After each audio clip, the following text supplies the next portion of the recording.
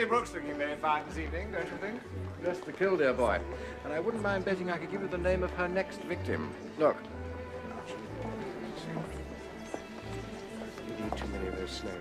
Not. Sir. Lady Brooke. I'm glad you were able to come, my dear Daisy.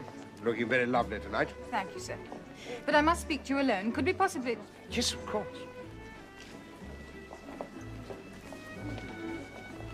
Now, what's the matter? I'm afraid something too silly has happened. It's all the result of a past liaison. I'm afraid I behaved rather foolishly. Well, I need your help, sir. Well, you shall have it, my dear. Look, we can't very well leave the party now. The dancing's just beginning. Come to me a little later when things have got going a bit, and we'll find somewhere we can talk privately. Thank you. Thank you, sir. A bit, my dear Daisy. I look forward to it.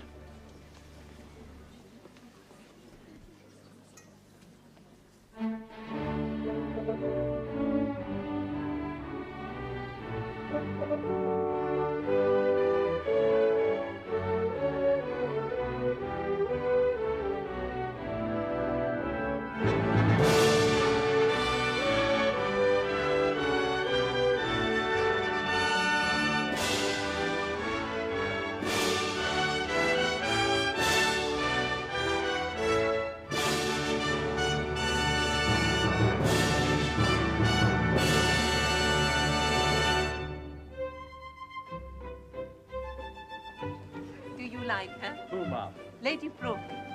Look, she's over there with Sir William Gordon Cumming. She dances well. It's no good. I've tried to like her, but I can't. She's too sharp for me. Say you don't like her, Oliver. Go on, say it, just to please me. I detest her. You didn't tell me that woman was going to be here. I didn't know, my dear. She dances as though she thought everyone in the room was looking at her. Perhaps they are.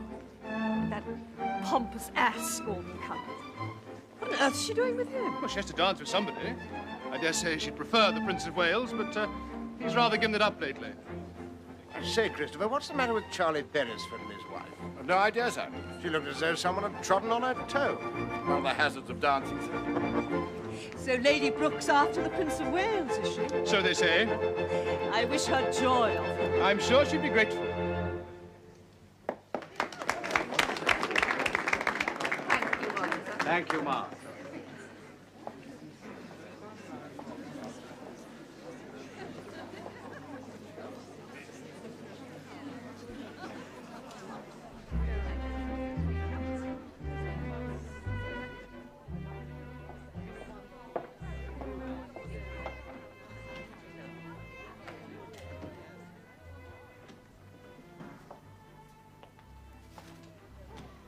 It gets so hot in there.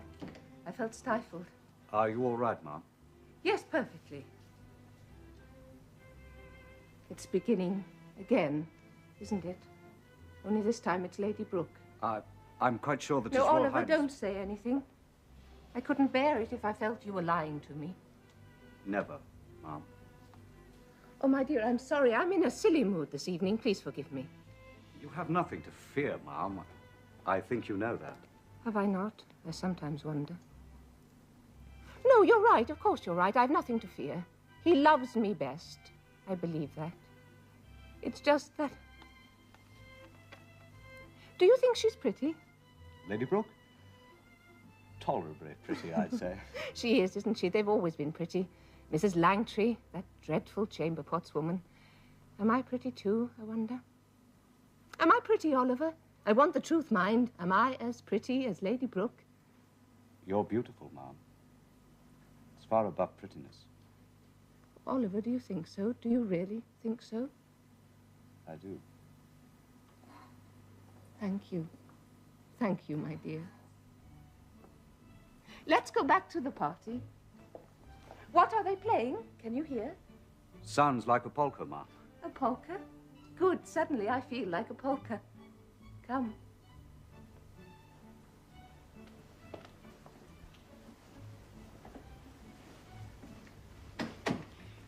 You see, sir, it's rather a delicate matter.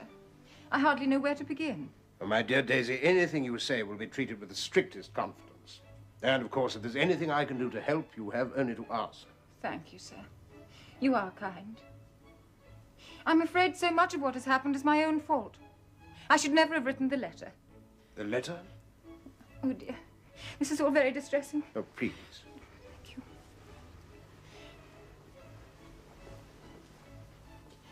I think you know, sir, that for some time, Lord Charles Beresford and I... Well, for a little while, Lord Charles was my lover. Yes, I believe I did know something about it, yes. It's all over now. Has been for some time. But when we decided to end it, I'm afraid I wrote him rather a foolish letter. I was upset at the time, you see. Well, of course, of course. Oh, it is good of you to listen to me like this. Go on, my dear.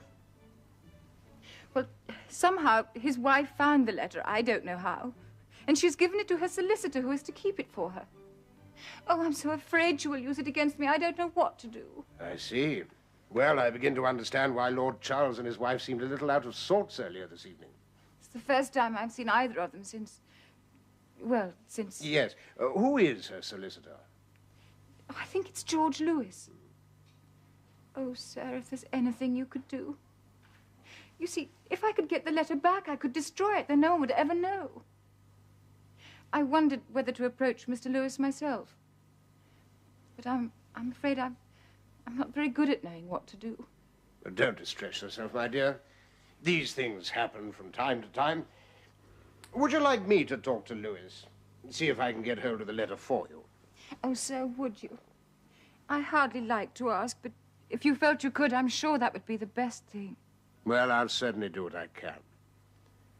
On one condition, that is. Yes? That you let me see you smile. You weren't meant to be sad, I think.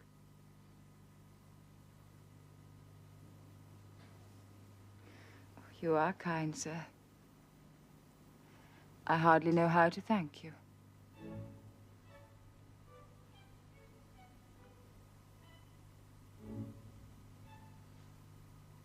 Well, Eddie, this is all in your honor. How will you like being Duke of Clarence? I expect I shall like it well enough, Mamma. It's good to have you home again.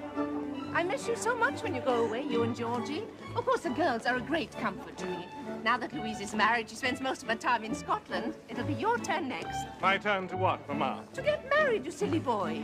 You're second in line of succession. No, not yet, Mamma. Please, not yet. Why, ever not. You're 26. Your father was only 22 when we got married. Life's not all parties and dancing, you know. Isn't it, Mamma?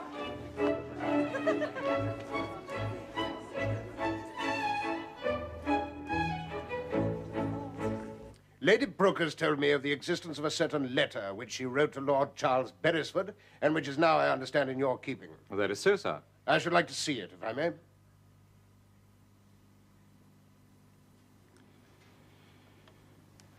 Oh, certainly, sir.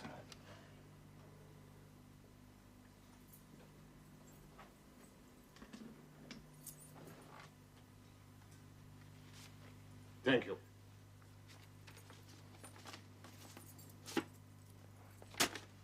Destroy it. I beg your pardon, sir. I'm asking you to destroy it. Well, I'm very sorry, sir, but I'm afraid I can't do that. Why not? Well, it would be unethical. The letter's not mine to destroy. Well, I couldn't take any action without the consent of my client, Lady Charles. But the letter's not hers. It's not addressed to her. It has come into her possession. Well, I dare say, but surely it belongs more properly to the lady who wrote it. I'm afraid not, sir. The letter is legally the property of the recipient. And if he chooses to allow his wife to have Oh, it... damn foolishness. Am I to understand, then, Mr. Lewis, that you refuse to do as I ask? I'm very sorry, sir, but I'm afraid I have no alternative. I see. Well, there is, however, one thing I can do, sir. Indeed? Yes. I can advise Lady Charles that it would be, perhaps, in her best interests to destroy the letter. Yes. Yes, that's good. Well, I can't, of course, promise that she'll take my advice, but I shall do my best. Yes, well, I should like to be able to tell Lady Brooke that every effort was being made. Of course, sir. Good. Thank you for your time, Mr. Lewis. Thank you, sir. Oh, Georgie, I feel terrible. Was I very drunk last night? Yes. I can remember Mamma telling me I must get married, and after that, I don't seem to have much recollection of what happened. I do hope I didn't embarrass you. No. You made a fool of yourself over Lady Erskine. Did I? But she didn't seem to mind. She's a pretty girl, don't you think? I suppose so. I suppose so. Oh, Georgie, when are you going to let yourself go and have a bit of fun? I don't know what you mean by a bit of fun. Don't you? Come with me one night, I'll show you. I suppose I'm a bad example to you, eh? Of course not. Well, that's what they all think, you know. That's why there's this sudden rush to make me get married. Well, you'll have to get married one day. I know, and it's a bore, isn't it? The question is who? Well, I thought you were keen on Cousin Alexander of Hesse. It's Alecky. It's no good, dear boy. She won't have me. She's going to marry young Nicholas. And I can't help it if she'd rather be Tsarina of Russia than Queen of England. What? I'm sure it's not that. No? And Grandmama wants me to marry Princess Margaret of Prussia. Oh, what's the matter with her? Oh, she's hideous. I mean, I'll find someone if only they'd leave me alone. Mama's on my side anyway. She doesn't want me to marry a German princess. Well, who else is there? I don't know. The Comte de Paris has a daughter, Hélène. And they say she's beautiful. She's a Roman Catholic. Yes, there is that. Oh, well, if there aren't any suitable princesses, then they won't be able to make me get married, will they? You should never have let him see the letter. Good God, it's none of his business. What was he doing here in the first place, interfering in other people's affairs? I should have thought he had enough to do to keep his own indiscretions out of the public eye. How dare he concern himself with mine? I believe Lady Brooke asked him to see me. That is no excuse. I still don't understand why you showed him the letter. I was commanded, Lord Charles. His Royal Highness put me in a most awkward position. Do you know he has twice called upon my wife and demanded that she either give up the letter or allow it to be destroyed? I think His Royal Highness is anxious to spare Lady Brooke any possible embarrassment. I dare say, but the matter is none of his business. I will not have the Prince of Wales involving himself in my private affairs. I'm very sorry, Lord Charles, but I really don't see how you can stop him. Don't you? Well, we'll see about that. Thank you, Mr. Lewis. I take it you still have Lady Brooke's letter? Of course. Good. Then see to it that it remains in your possession. And for God's sake, don't show it to anyone else. Do I make myself clear? Perfectly, sir. Good morning, Mr. Lewis. Lord Charles Beresford, sir. Charlie, it's good to see you. Come and sit down, my dear fellow. When do you leave for the Mediterranean? I would rather stand, sir. What I have to say is best said standing up. Well, that sounds very formal. What's the matter? I demand an explanation, sir. Demand? You interfered in my private affairs, sir. I want to know why. Now, look, Charles, can't we discuss this sensibly? You had no right to read Lady Brooke's letter. Lewis should never have shown it to you. Now, look here, No, Charles. you listen to me. I don't know much about the ethics of the thing, but it's pretty vile behavior by any standards to use your position to force a man to betray the principles of his profession. Look, before you go any and further, that's not all. Having failed with Lewis, you then threatened to ruin my wife's social... I did no such thing. Did you or did you not imply that unless she agreed to give up the letter, she might not be invited to Marlborough House? Well, I may have said something to that effect, Exactly! but I really... And we both know what that would mean. There is not a house in the land to which she could expect to be asked. Charles, I think you'd better leave before I lose my Of course, I don't know how Lady Brooke managed to persuade you to go to such lengths on her behalf. How dare you, sir? Do you know who you're talking to? I most certainly do! Francis, show Lord Beresford out. You, sir, are a coward! A coward and a blackguard! And you, sir, are a buffoon. What? I should advise you not to strike me.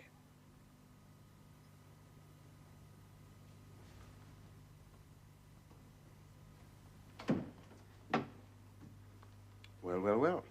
Foolish fellow. I think he very nearly hit me, I Francis. think he very nearly did, sir. Well, the good thing he's going back to the Mediterranean. Give him a chance to cool off. Yes, sir. You recall the name of his ship, no? No? I believe it's called the Undaunted, sir. Is it? Is it indeed? What on earth is the matter? I passed Lord Charles in the corridor. He barely acknowledged me and rushed out without a word. I expect he was in a hurry, my dear. There was more to it than that. Have you two been quarreling? No. Just a difference of opinion, that's all. But it might be as well if you didn't invite Lady Beresford to Marlborough House for a while. He'll be abroad in any case. Oh, very well. But what has happened? Nothing, my dear. Nothing for you to bother your beautiful head about. Now, what news of my eldest daughter? When can I expect to become a grandfather? Oh, not for months yet. Not until next May. I'm going to stay with Louise in a week or two. They're up in Scotland. Why don't you come? She'd love to see you. Well, no, my dear. I'm afraid I can't. I shall be going up to Doncaster for St. Ledger week. Staying with some new people, Arthur Wilson and his wife. A place called Tranby Croft. I understand she put small bits of soap among the real pieces of cheese and took a great delight in watching the faces of her guests as they bit into the soap. I dare say most of them were too damn polite to draw attention to it, eh? Absolutely. It was the old Duchess of Marlborough, that's who it was. I do hope your wife won't feel constrained to follow the Duchess's example. I think not. The same lady once tied an ink pot over the door, which emptied itself over her husband's head. Damned amusing. It's a pity that sort of thing's rather gone out nowadays. Oh, I don't know, Christopher. I seem to remember an occasion recently when you got rather wet. What was an honour, sir? What happened? Well, His Royal Highness was good enough to pour a decanter of brandy over my head. Very amusing. Were you expecting it? No, but I recall the occasion with great pleasure. Watch this. It's his party piece.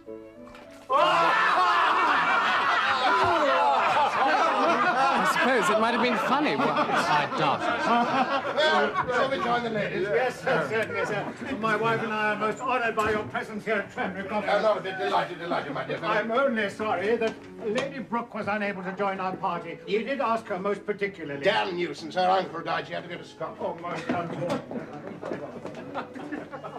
What now? Cards, I suppose? Yes, he wants to play baccarat and brought his own counters. It's illegal, isn't it, baccarat? Yes, but somehow I don't think that bothers him very much. I cannot pretend that this is not something of a surprise. I had no idea that things had got so far, Eddie. I only proposed to Elaine this morning, Grandmamma. Indeed. Well, you did right to come to me at once. And you really love this naughty boy of ours? I do, Mum. And he loves you, I think. He does, Mum. I know he does. That is just as it should be. Your grandfather and I married for love. I do not approve of these things being arranged for purely political purposes. You may sit. Thank you, Mum. There will be difficulties. You will have to change your religion, my dear. It is against our constitution for a prince in line of succession to marry a Roman Catholic. I am willing to do that, Mum. Of course. Have you spoken to your father about it yet? Not yet. Well, I should advise you to do so as soon as possible. The Comte de Paris is a very religious man. If my father will not agree, I shall appeal to the Pope. Yes. Well, we must hope that won't be necessary. Your father cannot be unaware that you are marrying the potential heir to the British throne. No, Mum. So we have your consent, do we, Grandmamma?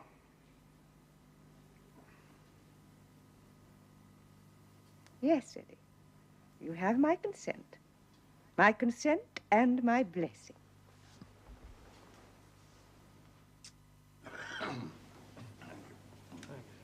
Card, Owen? Card. Card? No, sir. Well? Let's go into the hall. Yes, well, you always had one again. There you are, sir. Did you see him? Yes. I can't believe it. And it was the same last night. Lieutenant Colonel Sir William Gordon Cumming cheating at cards. It's scarcely credible. Well, what's to be done? I don't know. I just don't know. It's damned awkward. He's a guest in our house. Who else have you told? My father, my sister, and her husband. What did Lycett Green say? He thinks we should tell Lord Coventry. But we all agreed to watch him this evening to see if he tried it again. Card? No, sir. Card, Mrs. Wilson?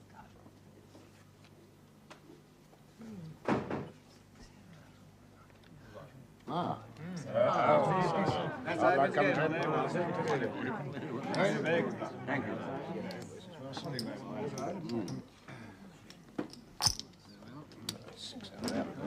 I beg your pardon, sir. There is another tenner here you've forgotten. Well, we should keep your stakes in a more conspicuous place. Give him another tenner, will you, Owen? Would your Royal Highness care for a little supper? Yes, good idea, Mrs. Wilson. Thank you. I've had a little supper laid in the dining room. Lord Coventry, I wonder if I might have a word with you, sir, and General Williams. Yes, of course. What is it, Green? Something rather awful has happened, sir.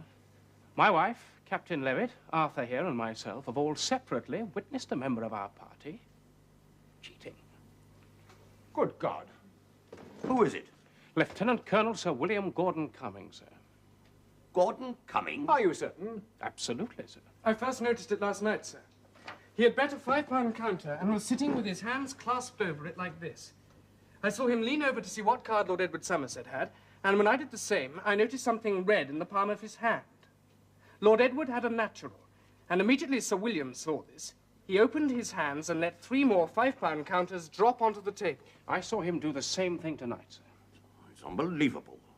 You mean to tell me you saw Sir William increase his stake after the cards had been dealt? Yes, and I also saw him withdraw his hands when the cards were bad and allow some counters to fall back into his pile. Did anyone else see these incidents? Captain Levitt saw those which occurred this evening. So did my wife and I. This is an extremely serious accusation. You realize that? Yes, I do, sir. Oh, why did you not mention this last night, if that was when it first happened? I wanted to make sure, sir. That is why I told Levitt here, my father, and Mr. and Mrs. Lycett Green. I see. What's to be done, sir? Damned if I know. There's only one thing to do. We must confront Sir William with the accusation and the evidence against him. It might be better if General Williams and I saw him alone. What do you say, General? Yes, I suppose so. You know, I simply can't believe it. Perhaps you would ask Sir William to join us here, Levitt. Certainly, sir. You had better wait in the next room, and Mr. and Mrs. Green. Thank you, Wilson. Yes, of course. I'm sorry to have brought all this up, but I didn't think I could let it pass in the circumstances. The man was taking money off His Royal Highness by fraud. You have behaved perfectly correctly, Mr. Wilson. Now, if you wouldn't mind. What a damnable thing. Do you think it's true? 5 people independently see a man cheating. It must be true, General. I'm sorry, I know Sir William is a friend of yours. He's a friend of the Prince of Wales, too. Yes. Incredible, quite incredible. Man's an officer and a gentleman. Ah, Sir William. Gentlemen? Come in, come in. A very unpleasant thing has occurred. Some people have objected to your manner of playing baccarat. Good heavens! What do you mean? Yes, it is the case, I'm afraid. Certain persons in this house have suggested that you caused a foul play at cards. What have you to say? Well, I deny it. I deny it, absolutely. I'm afraid no less than 5 people all say that they have seen you playing in an irregular manner. Well, it's not true. Oh, God. Oh, it's terrible. What do you advise me to do? Do you admit the charge? No, but if this were ever to get out, I must see His Royal Highness. Does he know about it? Not yet, but he will have to be told. I must see him at once. I can't think how. Oh, it's terrible. Terrible. I've asked for an interview with Your Royal Highness, as I've heard that certain persons have made a foul and abominable charge against me, and I have to deny emphatically that I've done anything of the kind insinuated. What can you do? There are 5 accusers against you. My first impulse is to publicly insult these 5 people on the first occasion I meet them, if necessary on the race course tomorrow. What's the use of their 5 to 1? But something must be done. Sir William, I think you should know that we have thoroughly checked the accusation, and I'm afraid the evidence against you is overwhelming. To save unpleasantness, however, General Williams and I have prepared a paper which we would like you to sign. I will read it to you. In consideration of the promise made by the gentlemen whose names are here subscribed, to preserve silence with reference to an accusation made in regard to my conduct at baccarat on the nights of Monday and Tuesday, 8th and 9th of September, 1890, at Tranby Croft, I will, on my part, solemnly undertake never to play cards again as long as I live.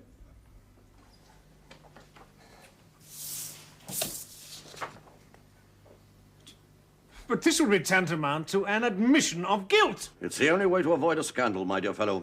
If you don't sign, the story will be all over the racecourse tomorrow. We are thinking of you, William. If you sign that paper, everyone who knows about the matter will give his word of honor to maintain absolute secrecy.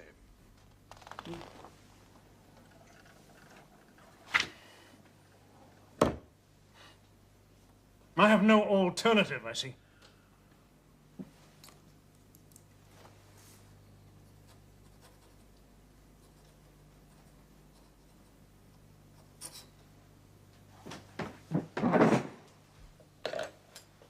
Thank you, Your Royal Highness.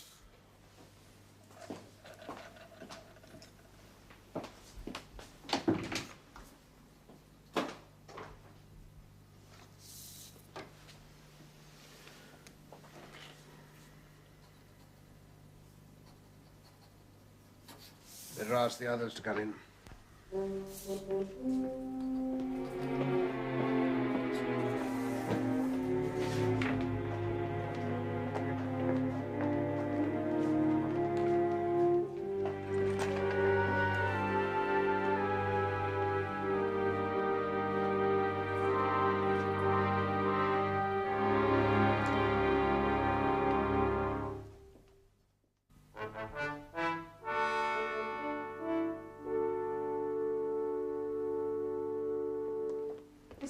second time. The second time Eddie has been prevented from marrying the princess of his choice. First, Alec wouldn't have him.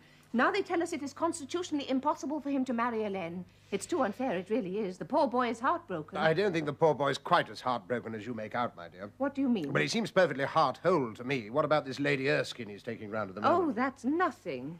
Well, I'm sorry, my dear, but I'm afraid there isn't much we can do about it. I'm sorry?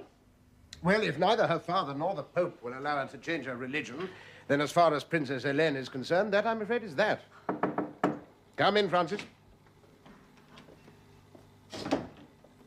I'm sorry to trouble you, sir. Might I have a word? Well, yes, of course. What is it? I thought you should know, sir, there's increasing talk about what happened last month when you were staying at Tranbycroft. Indeed? The rumors are, sir, that you were engaged in an illegal card game and that one of your party was accused of cheating, sir. Bertie, what is this? Nothing, my dear. Are you sure about this, Francis? I'm afraid so, yes, sir. Damn! I wish to God people had learned to keep their mouths shut. Excuse me, my dear. Come, Francis, we must put a stop to this before it goes any further. But I don't understand, Prime Minister. You say this man, Gordon Cumming, is bringing an action against the people who accused him of cheating. Yes, ma'am. He maintains it is the only way he has left to him to clear his name, now that the story has got out. But, my dear Lord Salisbury, the Prince of Wales has told me that the people who took part in this wretched game signed some sort of paper promising to keep quiet about what happened. He even signed it himself. Yes, ma'am, that is the case. Unfortunately, the secret has not been kept. Is there nothing we can do to prevent the case coming to court? We have tried, ma'am, but I'm afraid it is not possible. Disgraceful. It is all so lowering, so humiliating, and so bad for the country. Well, there is only one thing to be done. Bertie must go away somewhere. And I hope you will see to it that his name is mentioned as little as possible. But I cannot do that, ma'am. Nor will it be possible for His Royal Highness to go away at present. He is to be called as a witness for the defence. Furthermore, I would suggest, my lord, that previous instances have been known of men of courage and dignity, who were prepared to sacrifice themselves to support a tottering throne or prop up a falling dynasty. It is my contention, it is my belief, my lord, that at Tranbycroft on September the 9th, Sir William Gordon Cumming was victimized to save the honor of a prince who encouraged habitually an illegal game, who had jumped recklessly to a wrong conclusion on bad evidence, and who had ignored deliberately Article 41 of Queen's Regulations for the Army, which lay upon all serving officers, including, I submit, Field Marshal His Royal Highness the Prince of Wales, the duty of requiring any brother officer accused of dishonorable conduct to submit his case forthwith to his commanding officer. A tottering throne, Lord Salisbury. Sir Edward Clarke actually used the phrase, a tottering throne. Yes, I'm afraid, ma'am, he seems to have felt it necessary to use strong words in defence of his client. Strong words, indeed. I'm very glad this Gordon Cumming lost the case. Yes, there is at least that. Sir William has been dismissed from the army, and I expect society has seen the last of him. I dare say. I am more concerned with the dreadful publicity there has been.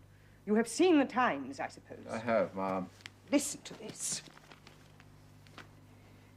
If the Prince of Wales is known to frequent certain circles, if he is known to pursue on his private visits a certain round of questionable pleasures, the serious public, who after all are the backbone of England, regret and resent it. I'm afraid that is a fairly accurate representation of the feeling in the country, ma'am. Yes.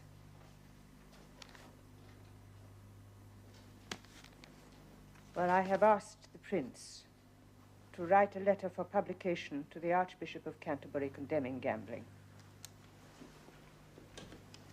Thank you. I think, in the circumstances, it is the least he can do. I understand the leader of the opposition approves the idea. Mr. Gladstone has spoken to His Royal Highness, I believe. Good. For once, Mr. Gladstone and I are agreed. I am not, however, ma'am, very hopeful that he will write the letter. Why not? I think he feels, ma'am, that it would be hypocritical. Nonsense. He must write the letter. He shall write the letter. No, I cannot and will not write the letter. It would be the worst kind of hypocrisy. I understand your Royal Highness's position, but the public... Damn the public. I'm sorry, William, but I am tired of being misrepresented. Now, I abhor gambling. I always have. But it would be as absurd to describe as gambling a harmless game of baccarat played by rich men for stakes they can comfortably afford, as it would be to describe as intemperance a glass or two of champagne at dinner. It's a question of degree. Well, exactly. Yes, it's a nice point, and one not readily understood, I'm afraid. Well, I must leave you. Good morning, sir. I'm sorry, William. And Her Majesty and I on the same side for once. I was afraid it might be too good to last.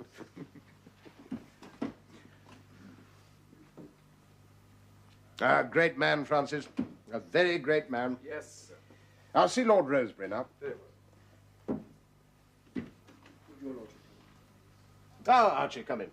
Thank you, Francis. Thank you.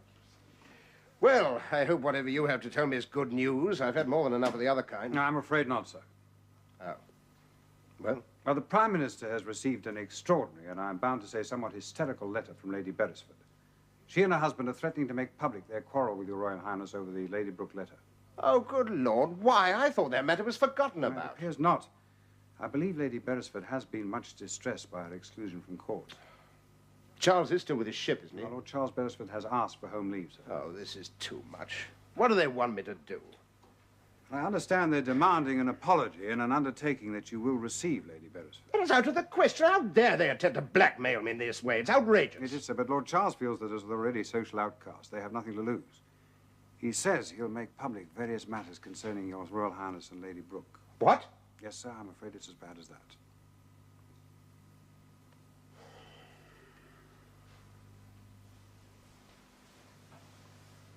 The trouble is that coming so swiftly on the heels of the Tranby Croft business, the publicity would be particularly harmful. Yes. Does my wife know about this?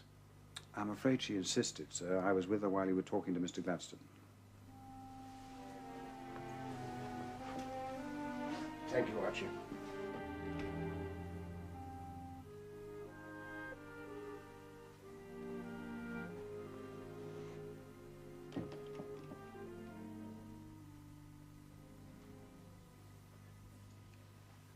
Alex, my dear. No, Bertie. I'm sorry, my dear. It's all a stupid misunderstanding, you know. I'd rather not talk about it. May I not explain to you?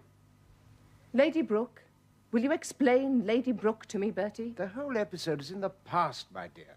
Yes, I dare say the letter is in the past. But there are some things that are not in the past. My dear Alex, you there really is... see her, don't you? From time to time, yes. I thought you understood. Oh, yes, I understood. I understood, and I waited, thinking that one day it would end. But it doesn't end, Bertie. It goes on. Mrs. Langtry, that American woman, and now Lady Brooke. I find her amusing. Yes, and I am not amusing, because I am deaf and I find it hard to follow what people say. Oh, Alex, please. No, Bertie, don't say anything, please. We shall only hurt each other. I'm going now. We shall see each other at dinner, perhaps. Yes. Yes, of course.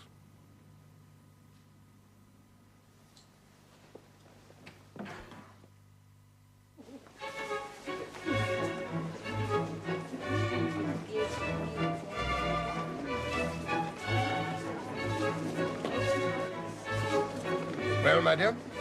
She's a good, sensible girl. I dare say she'll make him a fine wife.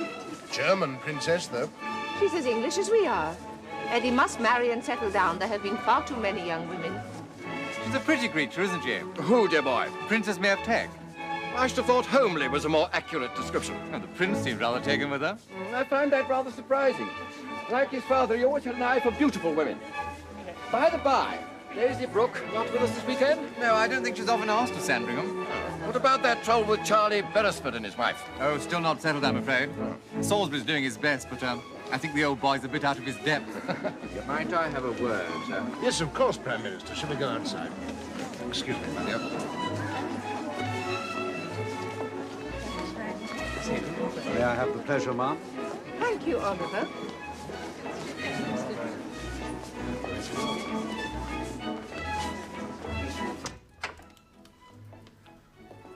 I'm sorry to take your Royal Highness away from the party. That's perfectly all right, my dear fellow. My dancing days are long since over.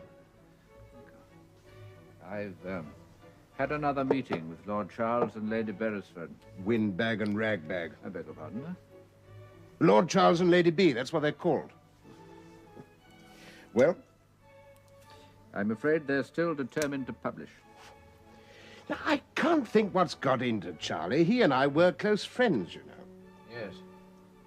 I'm afraid the situation is now very grave indeed. Lord Charles is making arrangements to invite the press to his house in Eaton Square. He intends to give them his own version of the Lady Brooke affair. Good God. There is, I think, only one way of stopping him. Your Royal Highness must go some way towards meeting his demand. That's impossible. I'm sorry, sir, but I can see no alternative. With the Tranby Croft business still fresh in the public mind, any further scandal could precipitate a national crisis. It gives me no pleasure, sir, to have to tell you this, but I'm afraid it is the case. Well, what do you want me to do?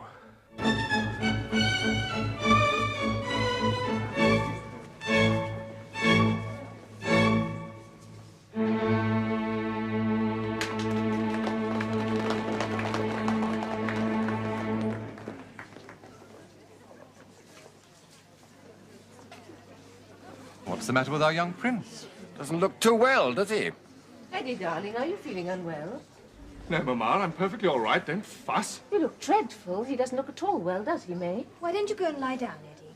It's probably only a cold, but it's stupid to dance if you're feeling ill. Look, I feel perfectly all right, I tell you. Come on, May, let's dance. Excuse us, Mamma.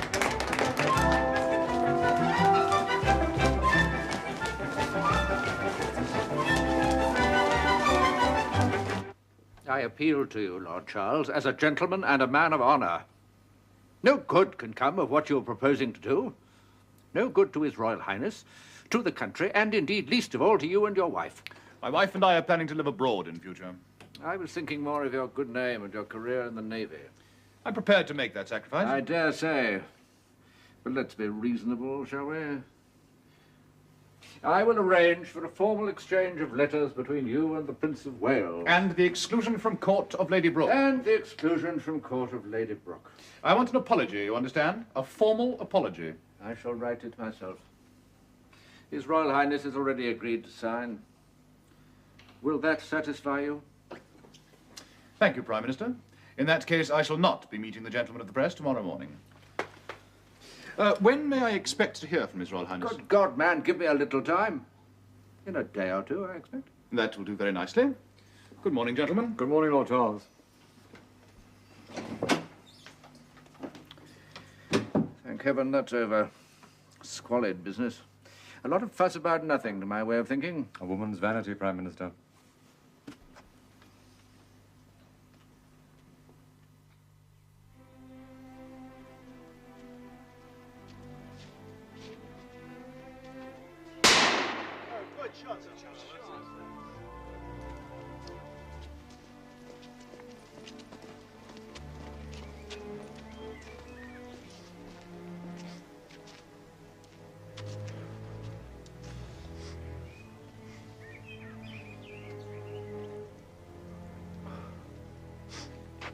What's the matter, Eddie? Nothing. I got a bit of a headache, that's all. You shouldn't have come out. Nonsense, I'm all right. I'm shivering. I feel pretty awful, Georgie. Help me, would you? Come on, let's get you back to the house.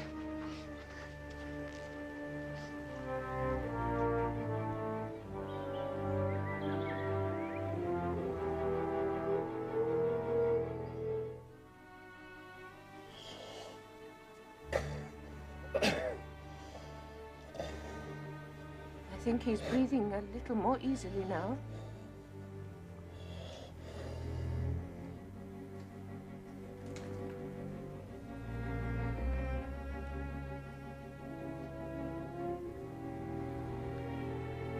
Will you come with me, please?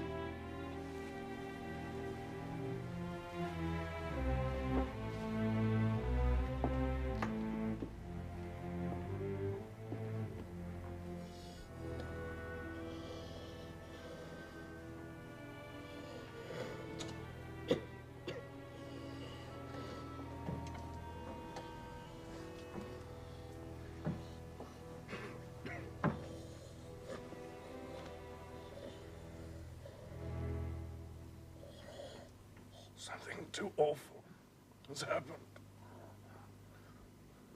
My darling brother Georgie is dead. Who's that? Who's that?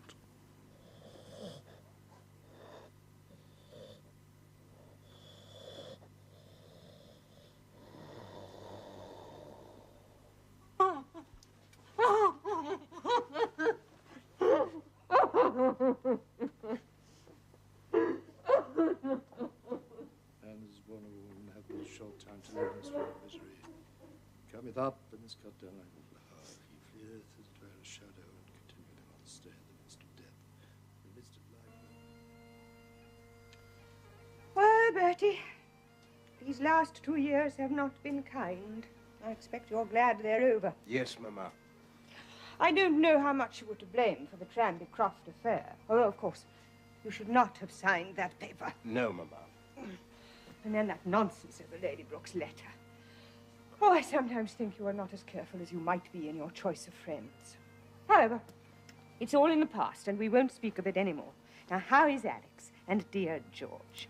I'm afraid she grieves too much over poor Eddie's death. You must not let her become a recluse, you know. Yes, she's still very much upset, I'm afraid. And, of course, Oliver Montague's dying out in Egypt hasn't helped matters. No.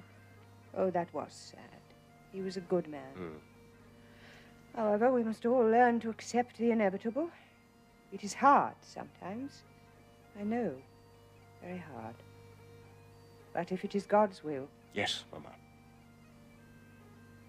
And so my dear little Georgie will be king one day. Yes, I think he still finds it very hard to accept. Well, of course. But you must help him, Bertie. It cannot be long now before it will be your turn. Oh, please, Mamma. No. I hope this is the last change of government I shall have to face. You have heard Lord Salisbury has resigned. Yes. They say the Liberals are certain to win the election, and you know what that will mean. Yes, Mamma.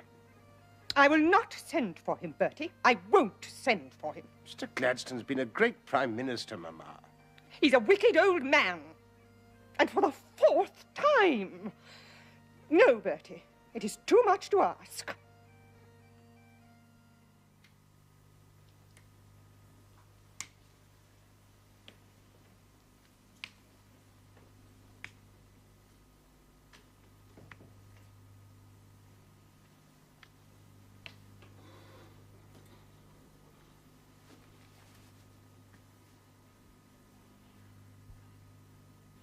You and I, Mr. Gladstone, are lamer than we used to be.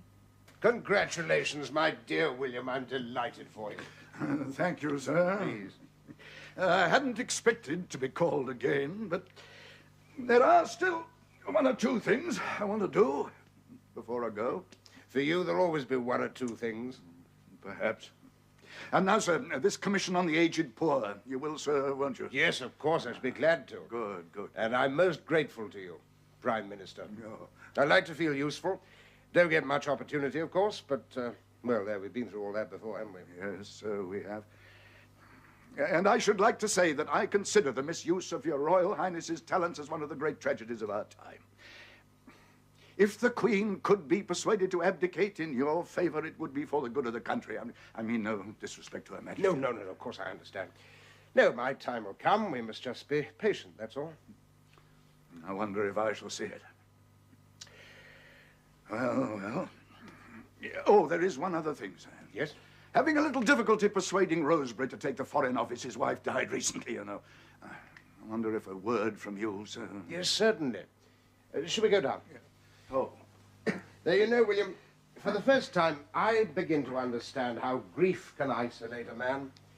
Since my son died, I've often felt like giving up all this and going to live quietly down at Sandringham with Alex. I don't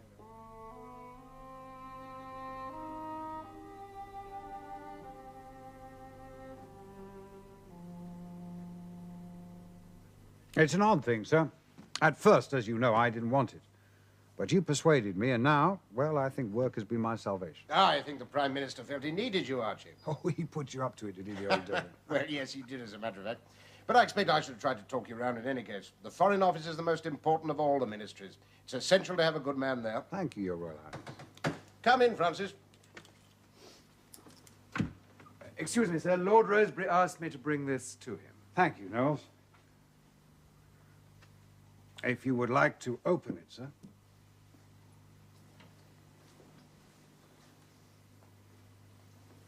Well, what is it?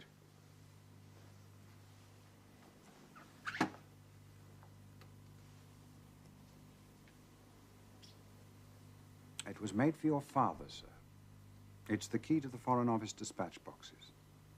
I know it's not been the practice of previous ministers, but I should like you to have it. Thank you, Archie. Thank you.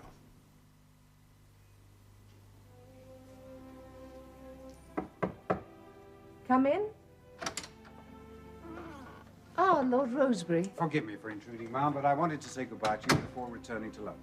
You're going back tonight? I must. Dear Lord Rosebery, I cannot thank you enough for what you've done for the Prince.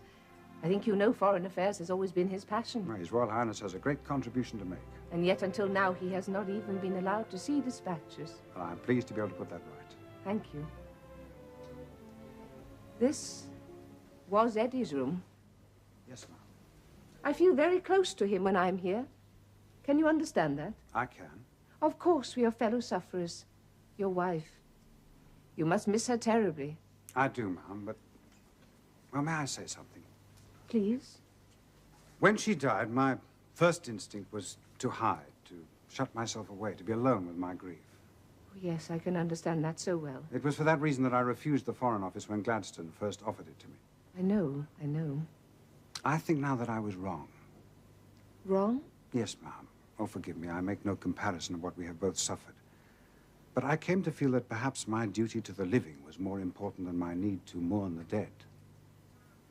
Oh, ma'am, you have my deepest sympathy, believe me. Nothing, after all, can recall the past. But it should be a shrine to which we return at times, not a cell in which we live. Go on. No, and I've said too much. But you are greatly loved, ma'am. May I hope that the knowledge of the affection in which you are held by the people of this country will persuade you to come among us once again. Thank you, Lord Rosebery. I will think about what you have said.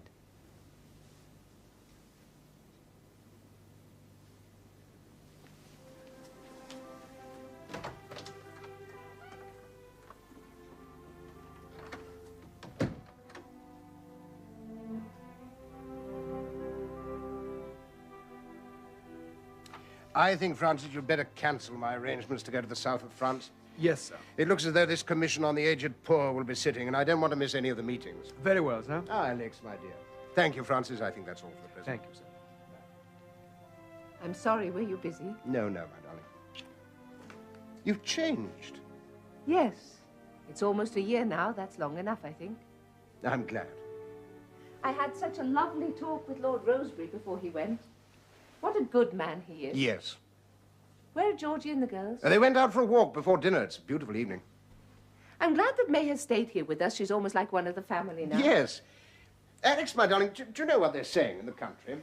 No. Well, Francis tells me that everyone now seems to think that May will marry George. What? Well, yes, it is a bit soon, I know. But that's impossible. May was Eddie's fiancée. It wouldn't be right. It wouldn't be fair. In any case, the Queen would never allow it. Well, I believe Mamma's already spoken. Apparently, she feels in the circumstances it's almost George's duty. I see. And after all, there is a precedent in your own family, my dear. Your sister Minnie was first engaged to the Grand Duke Nicholas. It was only after his death that she married Sasha. And look how successful that's been. Minnie and Sasha have been happy, that's true. I don't think we could stand in George's way if he really wanted it, could we? No. And May's such a dear, sensible creature. Think what an excellent wife she'd make him. Stop it, Bertie. You are rushing me, and I won't be rushed. After all, we don't know yet that Georgie even wants to marry her. Don't we?